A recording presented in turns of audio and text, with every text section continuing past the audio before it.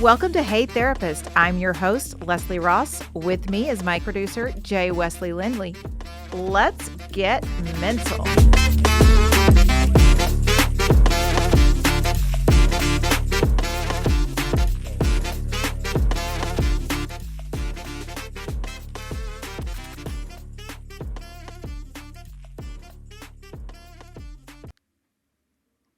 Hello, everyone, and welcome back to Hey Therapist.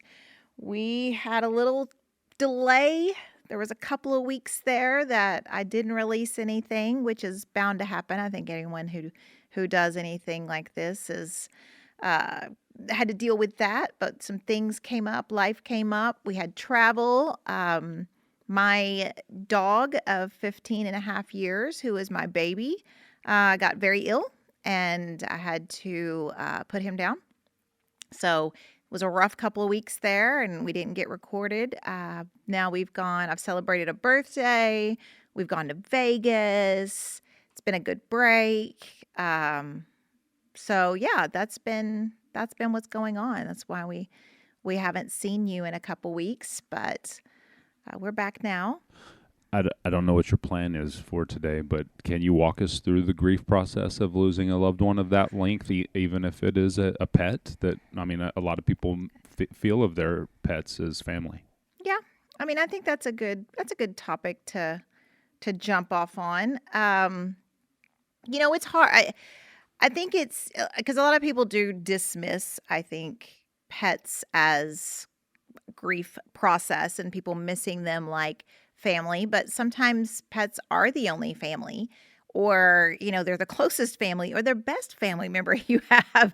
So it's the same process. I think if someone has a pet that is what they consider family, like my Elvis was. I mean, he was 15 and a half when I had to make the decision. He had gone into kidney failure, and so he was just deteriorating in front of my eyes. And I had always said, no matter what, I wasn't going to let him suffer. I can't be selfish. As much as I would have loved him to keep on going, he just wasn't. And so it's a decision that has to be made. And it's a hard decision for people because, you don't want to make it too soon. You don't want to, do anything that could, harm them or hurt them. But, he was hurting, and he was 15 and a half again, and, in full kidney failure. So there were no medications that were going to stop it or slow it down. There was nothing that was going to make it better.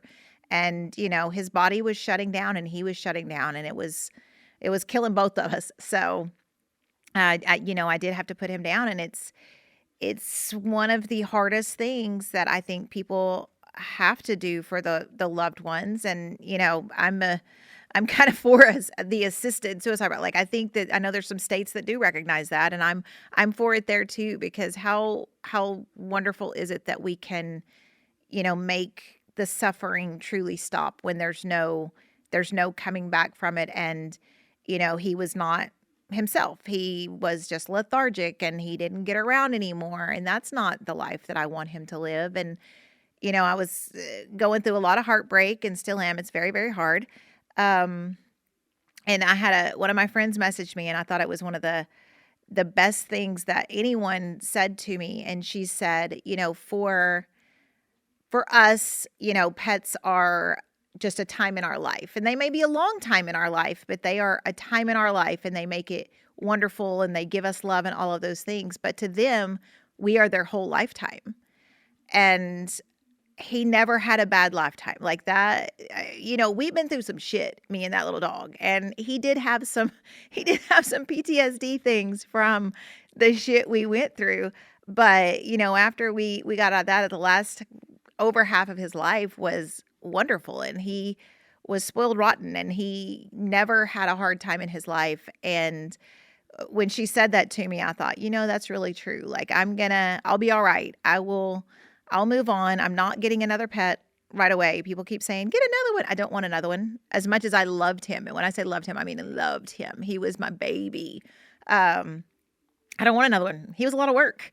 You can't go on vacation without finding somewhere for them to go. And I certainly don't want to go through puppy stages again. And, it's nice to have the freedom of not having him. I wouldn't trade it for the world. I mean, I would give anything for him to still be with me and healthy and happy, but also, I don't have to worry about finding a babysitter when I want to stay out overnight or go somewhere on a trip. And so it's hard. And I think, a lot of people do dismiss pet grief. And when I was doing a lot of law enforcement trainings and things, is one of the things that I always, touched on when we talked about grief and when people become, suicidal or in those mindsets. Because for some people, I mean, I am very blessed. I have a great family. We are able to spend a lot of time together. Like I said, we just went to Vegas, me and my sister and Jay, who's over there. You can't see him, but he's over there. And they tolerate me, and we get to go travel together, and I'm very blessed in that. But, at home it was just me and Elvis. And, I've said before, I've been alone for a while, but I've had him. And now I'm just alone. And, people have the best intentions. And if someone's going through grief, if someone has lost someone, don't try to make it better. Just say, yeah, that sucks. I'm sorry. Is there anything I can do? Because people have good intentions. They'll tell you a story about, well, when I had to put my dog down, we did this, that, or the other, or my cat, or whatever it is. And, but then we did these things. We did these things. I'm like, that's cool. So it sounds like you didn't go home to an empty house, because now I go home to an empty house and it's just me. And so I'm okay being alone. Don't take, I don't want anyone to get that misconstrued. I'm fine being alone, but man, you forget the little things. Like, you don't realize how attached you are truly, even though you love them and all of that. But it's like sitting at my desk, because I'm still working from home because of the tornado here. And, I'll sit at my desk and just be working, and I'll look down where his bed was. Well, it's not there anymore. He's not there anymore. I'm like, oh, yeah. And I had a moment, like I said, we just came back from Vegas, and I had some snacks in my purse that I had set down on the sofa. And I had a moment when I laid down in bed, and I was like, oh my God, I gotta go move my purse, because he's going to get in the snacks. And I was like, oh, no, he's not. Nope. Not gonna, so there's those little things that hit you. And I mean, it hits you like a ton of bricks, but I know it gets easier. I know it's going to get easier and all of those things, but to disrespect or to not take seriously the loss of an animal for some people, it's really a personal thing. There's a lot of people who have animals who aren't that close to them. I mean, they may live in their house. They may be their kids' pets or their wife's pet or their husband's pet or whatever. And they're just like, yeah, it's here, whatever. I'm waiting for that animal to die, and their wife or their spouse or their kids are like, oh my God, it's all right. And someone in the home is like, fuck, how old are you going to get? But, for that person that's close, it's a real loss, because they are something real to them. And when you're talking about, especially older generations, when you're an older person who may have lost their spouse, and maybe that animal is what they have left of their spouse. That's the last thing they have that they had together, or that's the only thing they have. A lot of the older generation is forgotten, and they don't have family that comes to see them. They don't have friends because they've outlived them all, whatever it is. They have pets. And when their pets go, it's a very distinct loss for them. And, grief is one of those things. It's never easy. Sometimes grief does come as a relief, though. I was talking today, I went to McAllister. I had to go up for a meeting, and on our way back, we were talking, and, as we were talking about grandparents and great-grandparents, because I haven't had a grandparent in a long time, and a great-grandparent in a very long time. And the person that was with me, we were talking about, she still has some family, some grandparents alive and things like that, and how great that is. But, when they get to that point, especially if they get sick, my grandmother had Alzheimer's, and she got very, very sick, and you could see the pain, and you could see the sickness, and you could see the struggle. And, when she passed away, it was a relief for us. Of course, it was sad and all of those normal emotions, but it was also a relief. So it's okay to feel whatever you feel about the loss. And I think people believe that everyone should grieve the same way, that you should not laugh and have fun at funerals. I am the person you don't want to sit by at the funeral because I'm going to make jokes. I'm going to remind you of the good times. We are going to talk about some inappropriate things that that person up there did with us or had fun with us. And inappropriate as in fun, not like bad, but that they, enjoyed, and we're going to find their jokes. And because I fully believe, now there are those people out there that's like, you better be sad at my funeral. But I fully believe that most of our loved ones that go before us they don't want you to be sad. Not that you're not going to be, but they don't want you to be. You don't have to sit around and pine for them. You don't have to grieve forever, but you're going to grieve. And grief is not linear. There's the stages of grief, and I don't know that my brain is going to work well enough for me to remember them. But, we've got denial and anger, depression, acceptance, and something else I can't remember right now. But all of those stages, they're not linear.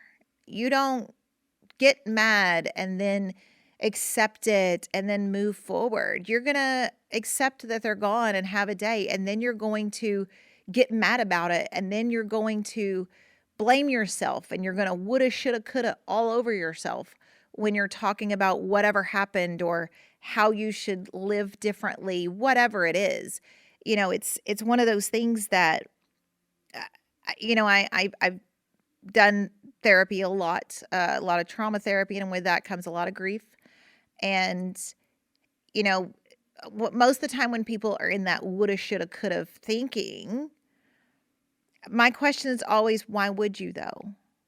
If I would have done this different, or if they wouldn't have, or whatever it is, but why would you have done anything different? Because most of the time it's mundane things. It may be a car crash. It may be who knows what, but they're like, well, if I would have who knows if that would have made any difference? And who knows if they would have taken the route you said, it would have been any different? Like, why would you think any different? I should have told them to do this, or why would you have? What in your body? Because most of the time, the things that happen, the people have done them 1,000 times. It's not like, the first time they drive, they go out and drive. I saw a crash on my way home, and this person was in the ditch and they had hit a tree. That's probably not the first time they drove a car. It's just something that happens, and that's why they're called accidents. And sometimes they're terrible, and sometimes it happens for no reason, and we're not going to be able to explain it. And everyone, people like to say everything happens for a reason, and I think that's true in a lot of settings. But I don't know that that's true in death. I think sometimes just terrible things happen to good people. And, it's not our place to say when someone's time is. That's beyond us. There may be a reason for it. It may have been the bigger plan for them, but it's not ours to know. What we want to know and what we want to remember is what they brought to us, not what's gone from us. And, people get caught up in the missing. I miss them so much, and I wish they were here, and all of those things. And I believe, and y'all can, this is where I may lose some of you, but that's okay. I believe they stay with us. I feel like they're watching over us. I think that their spirits are with us when they need to be, that they're there for guidance, that they're there looking down on me sometimes going, what the actual fuck are you doing? Probably a little judgy. It's fine. It's fine. They were judgy in life. They can be judgy in death. But I don't think they would ever look down and be like, you're not sad enough. You're not missing me enough. How dare you? How dare you move on? I'm not that young. I'm not that old, but I have had people lose their spouses. to different reasons. Some were very young when it happened, some were older when it happened. Does that mean they never get to love again? Does that mean they never get to move forward and have a relationship? And if they do, whose time frame do they have to be on? Because a lot of people, again, get very judgy when you have someone who loses their partner to death unexpectedly. They have these losses and then they move on and find someone else and they find happiness and they find joy. Who is it our place to judge if that's what is best for them? You know, depending on what you believe, those people may have been sent there for them. So by their spouse, by the spirit saying, "Hey, listen, you're not doing this alone. I got you. Here's your new person because I know you can't handle life alone." Whatever it is, you know, grief can be, it's a very hard process, and I think it's so hard because even though we all do feel similar emotions, everyone experiences grief differently and it looks different. And sometimes people believe you need to experience grief the way they experience grief. And if you're not, then you're not grieving right. Or, you know, the family on the other side or a family member may judge you and be like, "Oh my God, I can't believe they're out. I can't believe they're going out now already. They're to dinner by themselves or going out to the club to whatever." Like, what do you want them to do? Wear a black veil? Like, we're not in that time frame anymore. And do people make some bad judgments and move on too soon and maybe with the wrong people after the loss? Sure. Because, you know, the right kind of grief can put you in the really wrong headspace. And you may be just out there trying to fill the void. And you may be just out there seeing what you can come up with, or with the theory of, I had the love of my life or whatever it is, and I'll never find that again. So fuck it. I might as well see what's out there and just YOLO and go crazy. And that's okay. I mean, be safe. Do what you need to do. Be safe. It's probably not the best coping mechanisms, but be safe. Because we don't know what you should do. No one knows what you should do. And even when people say, "Oh, I understand because I lost my grandparent, my spouse, my mom, my dad," it's not the same because no one has the same relationship with those people. Like the relationship that you had with your grandmother may be very different than the relationship I had with my grandmother. You know, they may not have been that close. They may not have ever lived by each other. They may not have, you know, but it was her grandma. And, oh, yeah, we used to spend a summer or two out there with them. Okay, well, what if this grandmother raised this person? And you're saying, "I understand. I get it. I know exactly how you're feeling." No, you don't. You can know I'm sad. That's what you know, is that I'm sad. You don't know the other things that are going through my mind. You don't know the other things that are happening and the struggles that come, because a lot of times, you know, when we do have things like this happen, we may, you know, fall back on old addictions. You may fall back on bad behaviors. Like I was saying, you know, you may just be saying, "Screw it. I've lost everything," because sometimes that's what it feels like. "So I've got nothing left. Why even care? I'm just going to go do whatever I want to do." And that's okay for a minute. Like, get it out of your system. But then you have to live. Because again, that loved one, that pet, whoever it is that we've lost, whatever it is that you've lost, they don't want you to be sad. They don't want you to sit around missing them. And it's one of those things where the guilt of it comes. And I've worked with people who have been the quote unquote cause of someone's passing. They were in a car crash and they were driving and the passenger passed away. The car that hit them, they had no control over that. But the guilt they felt about, "I should have been paying more attention. I know it." And it was, completely not their fault. There's no way they could have done anything different other than stay home, which again, why would you? Why would you think, well, today's not the day because this is the day we get killed? Like, no, you don't think this is the day I'm going to be in a really bad car crash. Like, you don't think that way. And why would you? Because we drive all the time. We're out and about all the time. We do most of the things where we get injured all the time. Do terrible things happen sometimes? Yes. Is it necessarily your fault? No. And even if it is, you do not have to carry it forever. You screwed up, and maybe it was a really big screw up, and maybe someone did die. Did you do it intentionally? Was it there's so many aspects to that say you don't have to carry it with you. Like, you will. It's going to be terrible. You'll never forget it. But you don't have to blame yourself forever. You don't have to live in that grief. No one should be living in that grief. Live in the joy.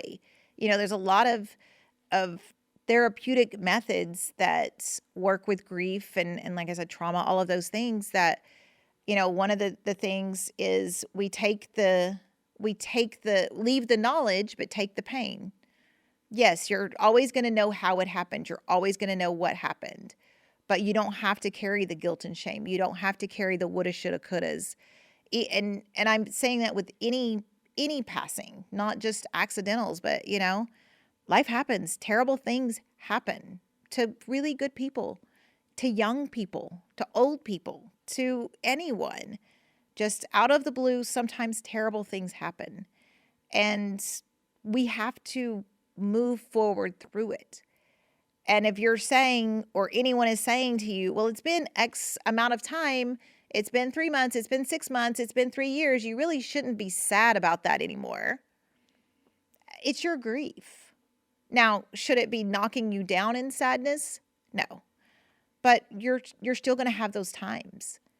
And if it's only been a short amount of time, you're going to be really sad, and it's going to really suck. And there is not much anyone can say to not make it suck any less. But then time will pass, and hopefully you'll do what you need to do for yourself and do the work and understand grief and understand that there's nothing you could have done, that there's nothing you could have changed, that taking them to daycare that day, who would have thought that something would have happened to your child? You wouldn't have. So we have to move through that and move through the pain, because carrying it does nothing for you but weigh you down. And again, your loved ones wouldn't want that.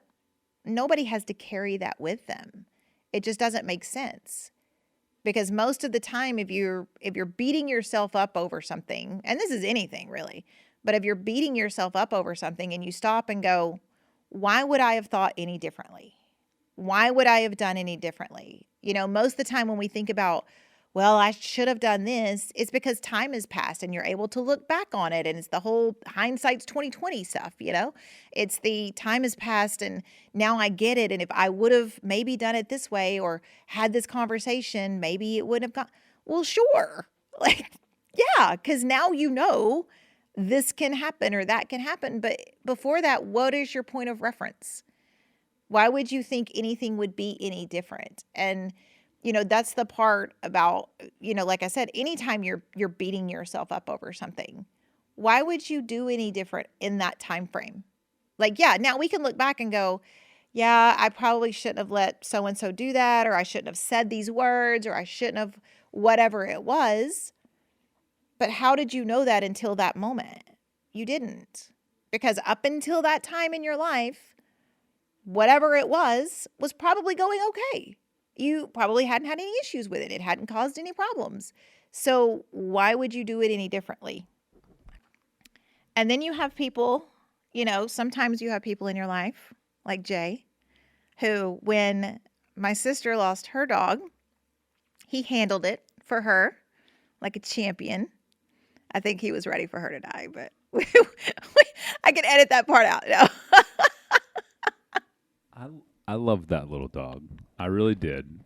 And like you said, she wasn't able to get around a lot. There was a lot of issues towards the end of her life, and it made it hard on Laura. Mm-hmm. And that probably is what pained me the most. Sure. But no, it I think with the same situation, same as your situation, it was time. Hmm. It was definitely time, and she had been on with Laura a long time. Yeah, 16. I think she was 16 because she was a year older than Elvis. So I Yeah, think she was, or 15 probably when she passed, I guess, but because yeah. it's been a little So bit. no, it's tough to. I think for me because I'm not. I don't think I'm judgy. I can be judgy, but We can all be judgy. I'm not. I don't like to be judgy. So when somebody is in grief because of Sure. an animal, I don't. I think I may with Amelia feel this way now Sure. because Amelia. I'm really close to Amelia, but I haven't yet felt Hmm. that type of grief for animals. But I could see the grief Laura went through Hmm. with Mandy. So I think that's what pained me the most was, and keeping her from grieving Sure. was my mission at that point. That's your role. That's Yeah. your role. And I think that's a good way to put it too, is if you don't, especially when it comes to pet grief, if you've never had that animal, if you've never had that just critter that you're close to, and it can be a hamster, it can be whatever it is that you're super close to that's been your baby, if you will. Elvis was my baby, is my little boy. I had him from the time he was 8 weeks old until I guess he was 15 and a half. I would have preferred for him not to die around my birthday, but hey, thanks for that, bro. Like, I think he did that on purpose. I think he's up there just like laughing in little doggy heaven. But um, if you haven't been through it, I think that's where you don't understand it. And I think a lot of men fall in the I don't understand it more because they're not the most of the time, I will preface, but most of the time they're not the caregivers of the animals. And a lot of animals become the females animals because they're the one feeding them and watering them and all of those things, and they've had them. And with Mandy, with Elvis, we had them for a long time. And I don't even want to do the math on how long in my adult life, but he was 15 and a half. So there's that. But it's like you said with Amelia, though. You've been there her whole life and y'all spent a lot of time together. So it could be very different when she goes in that aspect because you are actually close to her. You've been the caregiver because you get to go home during the day and you get to see her and all of those things. So I think it could be different. And it's all in no matter why someone's grieving, they're grieving. It's a lot of times when we talk about people, like I said, going into crisis and just feeling like everything is over and all of that. That could be from a breakup even.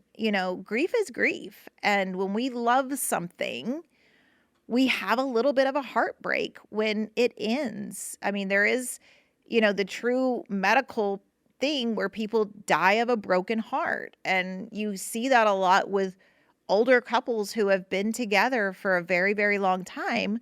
When one partner dies, the other partner doesn't live that much longer. And it's kind of the broken heart syndrome. They've lost their person because, sometimes they've been with them for 50 plus years. I can't even fathom. I know in my lifetime I will never be with anybody for 50 years because I don't think I'm going to live that long, and clock's ticking and I'm still single. So there's that. But if you're with that person and y'all are together and then you lose them, I can't even imagine what that loss would be like. And that's even if you didn't even like each other at that point. You might not even like each other at that point, but you're still together. And it's been that many years. So, there is the medical dying of a broken heart. And it could be, like grief comes from anything. The loss of a pet for me right now, that's where we are. The loss of a relationship, the loss of a friend, a close friend. When people move, sometimes when I sold my house, even though coming home was one of the things that I wanted to do and it was in my plan and it was all my choice, there was no coercion. When I sold my house, I was very sad about it. Like there were tears that were shed about me selling my house because that was my house. I had bought that house. I had been in that house for almost 7 years. It was my house and I loved it. And when I left, it it was meaningful. It hurt my heart a little bit. And so, it's just important to respect someone's grief and what they're going through and not be dismissive just because it's an animal or, it was a breakup. And, especially with our younger people, they get so sad and heartbroken and, people will say, oh, it's just you'll find another, yeah, it's just a breakup, which is true. And you know why we say that now? Because we've been through it. We're of the ages where we know that this first love is not the love of your life. You most likely will not be with that person. Very rarely are you with that person later in life. But it's the first one, and it's the first time that dopamine and the serotonin and all the things are kicking off and kicking in. And when that ends, it's devastating. So if you have someone going through that, those teenagers in that first love, or if you're in college and y'all have been together since middle school and y'all break up and someone's going through this, it's a grief response. And it needs to be taken seriously because it is serious. That is part of their world. That was, especially those first ones. It doesn't always get easier when you have a breakup or when a relationship ends. But when you get older, it makes more sense. You can make sense of it. You may be devastated. You may be heartbroken, but you're going to make it because you always have. When you're younger, you don't. And that's a lot of times when we see a lot of our young people go into crisis and get into that mindset is because this person doesn't love them anymore and they feel like no one loves them and no one's ever going to love them like that and all of that. But it's because that was the first one. It's what showed them what love was. And when we lose that, it can be pretty devastating. So, there's a lot of things that can be grief responses, and there's a lot of ways to respond to grief. And that's everyone's choice on how they respond. Now, you can be there to support them. If you see that slippery slope coming, you step in, you do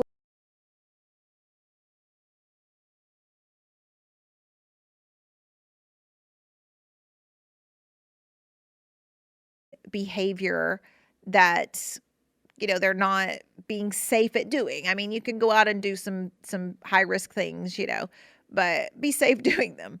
And it's important to stick around, because a lot of times what happens after death is everyone shows up, right? You get the calls, you get the text, you get all the things, the condolences, the reaching out. I had people, and to all of you that reached out to me after Elvis passed away, thank you. Like, it really means a lot. And to those who didn't, fuck you. No, I'm just kidding. But to all of those that did, like, it really does mean a lot, because I know that, some of you loved Elvis too. He was a part of many people's lives who had babysat him and took care of him and, spent time with me. And so they spent time with him. And, but for others, it's because you knew what he meant to me. And, I know that's going to go away. Not the friendships, not the people. They're there. They're out there. But I have people that unexpectedly check in on me still. And I know it's only been a week, which it seems like a really long week, but they, I got a message from someone today, and they were just like, hey, I just want to check in on you.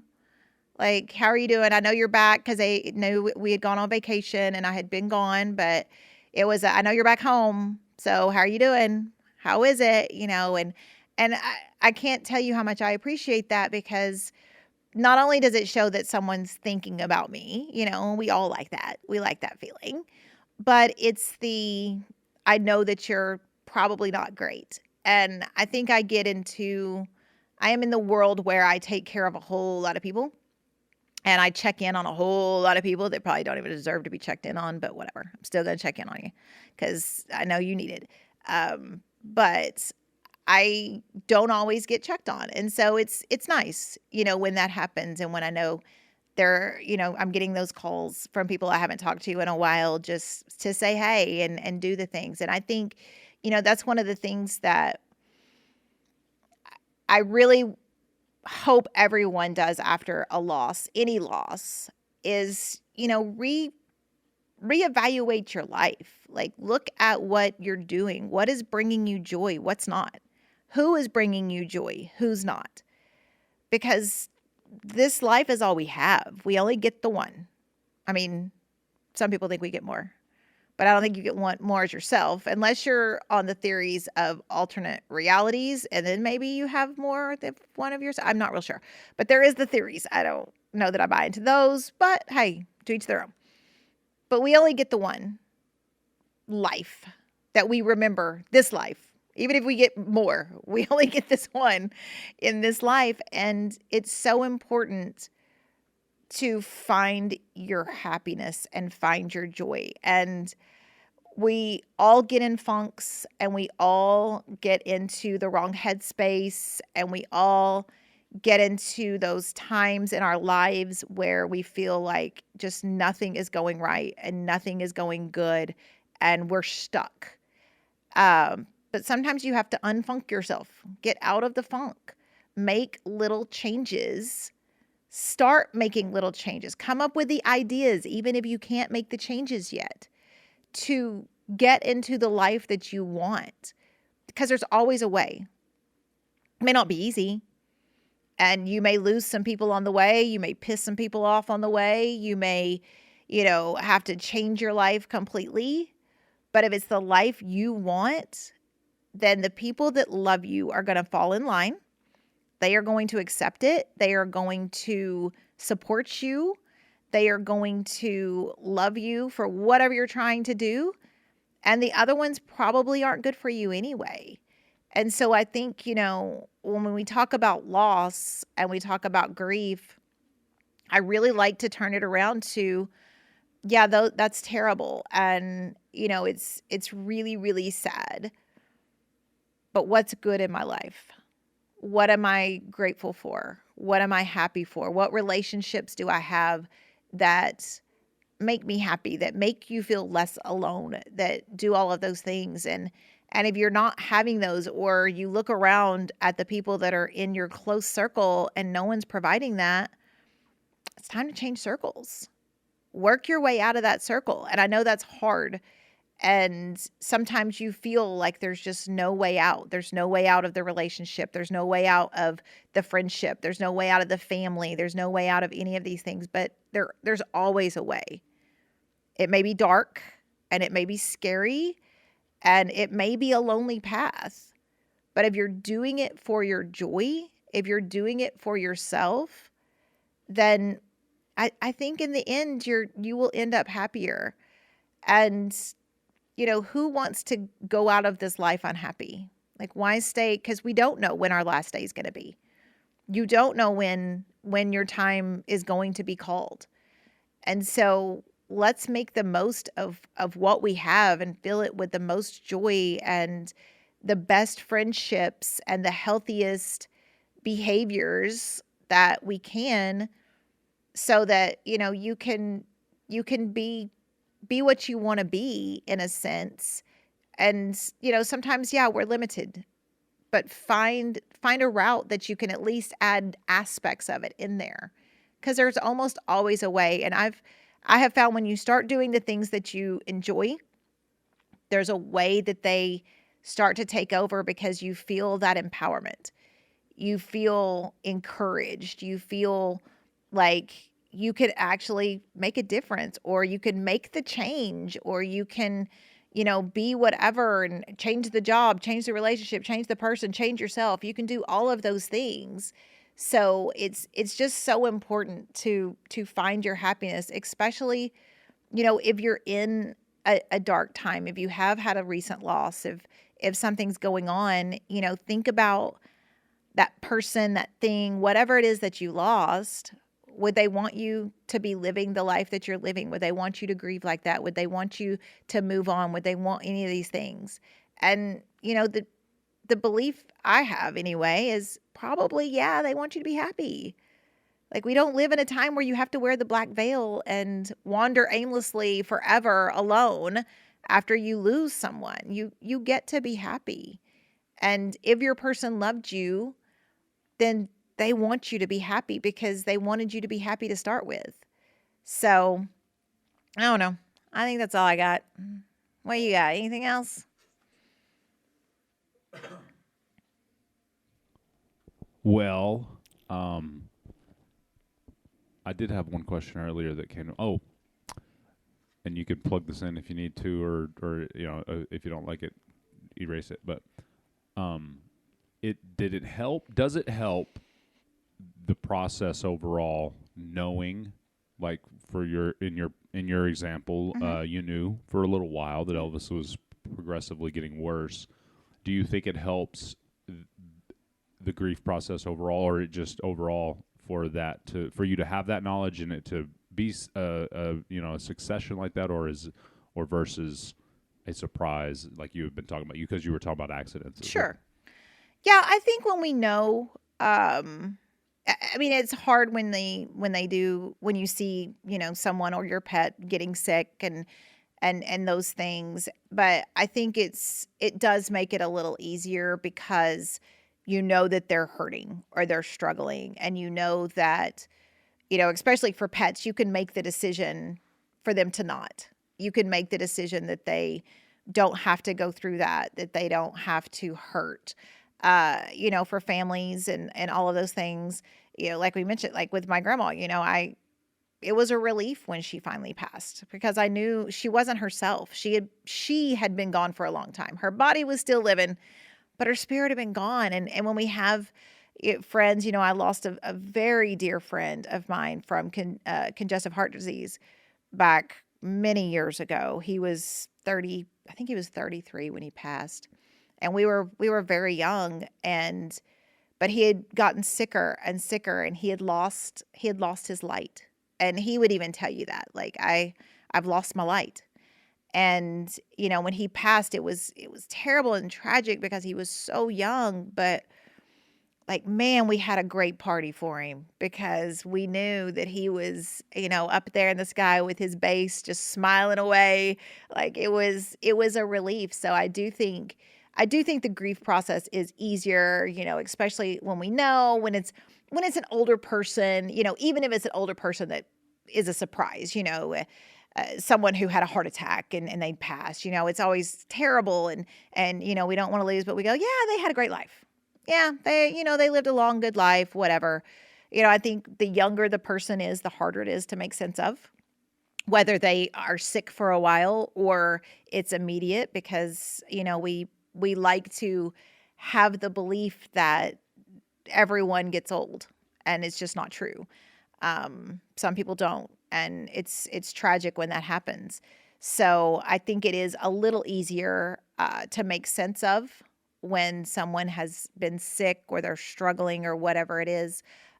But in the end, the process is still the same because we just miss them, and it's okay to keep missing them, and it's okay to talk about them, and it's okay to have moments years later where you're sitting somewhere and you smell a cologne or hear a song or see something that just pops in your head, and you're like, "Oh, man, that was their favorite," or that just reminded me of them, and you may smile and it may make you sad, and all in the same moment. Um, and one of the other things that just made me think of is, a lot of times when people lose someone close to them, especially suddenly or even after a long-term illness, they feel guilty for being happy.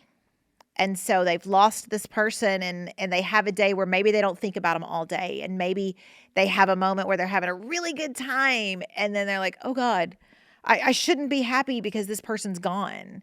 And it's like, no, no, be happy. Like, you can be happy. You don't have to grieve forever. You don't have to grieve for a long time. It's your grief and it's your happiness. And it goes back to what they want. They would want you to be happy. They probably were just so happy for you that you were happy. So, the guilt that comes from having a good day or not thinking of them all day long or not cry. Today I didn't cry. I had someone tell me one time, they're like, I made it all day without crying. And then I realized that I made it all day without crying, and it made me cry because I felt so guilty that I didn't think about them enough to cry today. I mean, my response is just like, wait, what? Like, what? Why are you feeling guilty about not crying? We don't have to cry. Grief doesn't necessarily always look like tears and pain. Like, it can be joy. It can be the remembrance. It's finding a way to, when we start to have that sadness, to turn those images around in our head, to remember a time where you were happy with them, to remember a time that they smiled, to look at that picture on your phone and you're going to be like, oh, I miss them so much, but man, on this day we had such a good time. And that's the way we transition our grief. That's the way we make it where we can grieve in a just not depressed. You don't have to be curled up in a ball crying. But if you're curled up in a ball crying, that's okay too. Don't stay there though. It's not where you want to stay. It's not a good way, but if you need to stay there for a few days, okay. It's okay. You can do that. You can lay around and listen. I plowed through a whole box of fudge covered Oreos because it's that time of year too. But the other night after I put Ellis down, I went home, I took a bath, I laid in my bed, and I plowed through a whole box of fudge covered Oreos, and I feel no guilt about it because it's what I needed. And I laid there and I watched something stupid on TV. I don't even remember what I watched. I watched the Louis C.K. series. That's what I watched. His Netflix special. Because this time a few years ago, I'd gone and saw it live, and it's finally on television. And so I watched it and laughed and remembered that time that we'd gone to see him live. And I was thinking about Elvis, and I'm plowing through a box of fudge covered Oreos and laughing and crying at the same time. And it's just a very weird time for me. It's very weird, but that's what grief is. It's a very weird time. You can be happy and sad at the same time, and you just move forward. You find the things that bring you joy and you move forward and you do what you need to do in that, and you do it safely and you do it responsibly. But we do what we need to do. And, there's a lot of online grief support. There's support groups. I can't think of the website, but I'll put it in the show notes. It's a really good grief website that talks about ways to heal. It has things for children on there so children can understand grief. People dismiss children's griefs a lot of times because they're like, oh, they're little, they won't remember, or whatever it is, and they don't know any better. Yes, they do. They're grieving too. They're hearing all the conversations. They lost someone too. And if you don't explain that to them, if you don't, and I think I mentioned this on a podcast before, a lot of times when someone dies and the kids around, they're like, oh, so-and-so's gone to heaven, or they're watching you all the time, and now you have a kid who's afraid to sleep because grandma's watching them all the time. Like, no, we explain it to them in the best way we can in age-appropriate terms, and you're realistic about it, and you give them the opportunity to ask questions so that they understand what happened. And there's a lot of resources out there for it, and there's a lot of books that are great for kids. The Invisible String, I can think of right off the top of my head because it's a really great little book for young people to understand that connection that we always have with someone, even when they're not around. So, there's a lot of things out there that you can research, that you can find, like I said, support groups for anything, for pet loss, for widowers, for grandparent loss, whatever it is, it's out there. And reaching out for help, even if you may not have it in your circle or in your area or in your neighborhood, we have so much access now that there are ways to get help, get support, and move through your grief appropriately and not be stuck. Because that's just somewhere you don't want to be stuck, because life does go on. It's sometimes unfortunate that you have to keep moving. You have to get up. You have to go to work. You have to be there for your children. You have to be there for your partner. You have to be there for other family members, whatever it is. Life continues without whatever we lost. So we can't stop. you can't stop moving. You've got to keep moving. And sometimes it feels like you're stuck in concrete, but you've got to chip away at the concrete and keep moving. Because if not, then you're going to develop some mental health issues, even, stronger than grief for sure. Your health is going to decline. You're going to be the next person that they lose because you got stuck.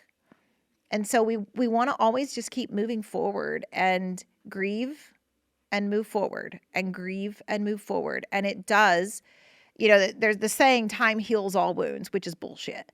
But time does scar the wounds. It's going to scar you, but a scar's okay. We got lots of scars. We can move forward with scars. It's not going to go away. We're never going to forget. We're not going to say, oh yeah, I did have a grandma one time, didn't I? Like, no, you're not going to do that. Like, you're never going to forget them. And I will say, because I'm kind of an anti-funeral person. Like, I dislike them so much. And the reason I dislike them is because people get, like, that's the image that people get stuck. And they feel like, if I don't remember this, it's the last time I saw them. If I don't remember it, I'm going to forget them. It's not true. That's not how they want you to remember them. That's not the last memory you have. That's the last moment you are seeing them or their body, because I feel like the spirits is gone, is watching over us at that point. But, it's not the last time. The last time you saw them, you were probably happy and joking around. It may have been at the dinner table. It may have been at Christmas. It may have been somewhere else. That's the memory we want. We don't have to hold on to those last moments. We don't have to hold on to the tragic images sometimes it is. You don't need it. We don't need it, because you're going to remember them. You're going to remember all of the other things. You are not going to just forget them if you don't hold on to the sadness, or if you don't hold on to that last image. You're going to remember them, and they're going to be with you. If you want them with you, you can find ways to keep them with you. And so it's just really important. And I have to remind myself of this, too, at this time, is it's going to be okay. It really sucks right now, but it's going to be okay. I'll be okay. He was a great, great companion. He was my little ride or die. And, we did everything together. And he was, like I said, there through a time where I didn't really have anybody else in my presence that was there. And, it's really sad, but it'll be okay. I'll be all right. I'm going to be okay.